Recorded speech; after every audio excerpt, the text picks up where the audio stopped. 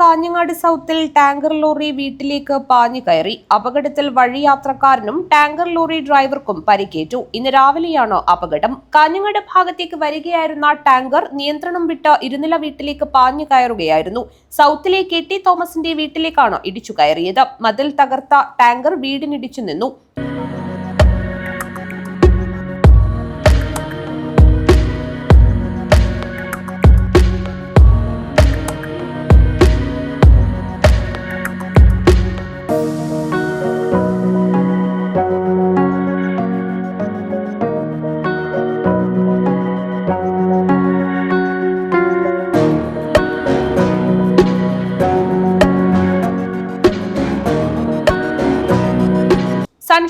Sunshade ഉൾപ്പെടെ തകർന്ന നിലയിലാണ്. വീട്ടുകാർ പരിക്കേൽക്കാതെ രക്ഷപ്പെട്ടു. പരിക്കേറ്റ വഴിയാത്രക്കാരനെയും ഡ്രൈവറെയും ആശുപത്രിയിൽ പ്രവേശിപ്പിച്ചു.